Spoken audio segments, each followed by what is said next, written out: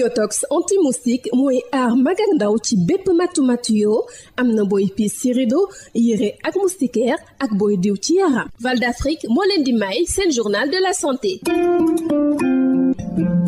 daleen ak jàmm dañuy waxtaanee ba tey ci lu jëm ci wàllum rhumatisme jamono ji nga xamante ni ñu ngi nemmeeku seddaay fii ci Ndakaaru mën a yee bu baax a baax jafe-jafe yi ci wàllum ñi nga xamante ni dañu amee feebaru rhumatisme noonee di leen jural ay douleur articulaire loolee tax ñuy sàkku ci patient bi nga xamante ni am na ko mu muur yaramam bu baax a baax waaye gën a topp traitement bi nga xamante ni moom lañ ko digtal ñu teewlu ci docteur Rama Diallo du rhumatologue nekk spécialiste ci wàllum prise en charge yu douleur aiguë ak chronique yi. jamono ji nekk nag effectivement waaw jamonoy sedd la gis nañ ni sedd na torop ngelaw bi bari na te loolu lépp itam bokk na ci li nga xam ni mën na favoriser rhumatisme yi maanaam sedd du sax ni caagin que ni dafay indi rhumatisme mais da koy yee waaw daanaka yax yu metti lu bari moom du supporter sedd bu sedd ñëwee rek yax yi dañuy commencer di metti ak yooyu donc li ñuy wax nit ñi mooy déjà benn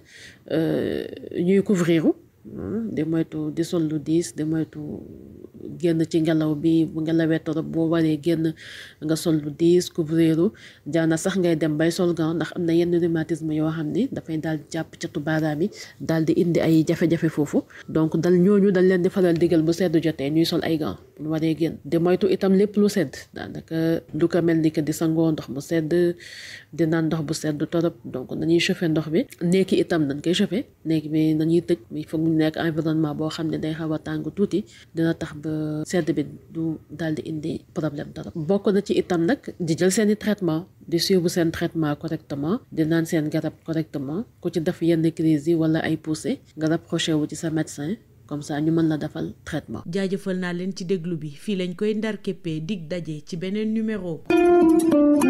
Yotox anti-moustique mooy aar mag ak ndaw ci bépp matu-matu yoo am na booy piis ci rido yére ak moustiquaire ak booy diw ci yaram. Val d'Afrique moo leen doon may seen journal de la santé.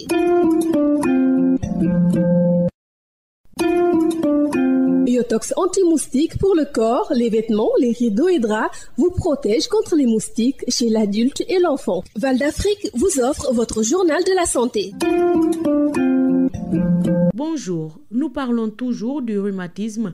La fraîcheur en ce moment dans Dakar réveille les symptômes des personnes atteintes de rhumatisme, déclenchant ainsi les douleurs articulaires, d'où la nécessité pour le patient de bien se couvrir, mais surtout de suivre le traitement recommandé. Écoutons le docteur Rama Diallo, rhumatologue spécialisé dans la prise en charge des douleurs aiguës et chroniques. Oui, effectivement, nous sommes en période de fraîcheur.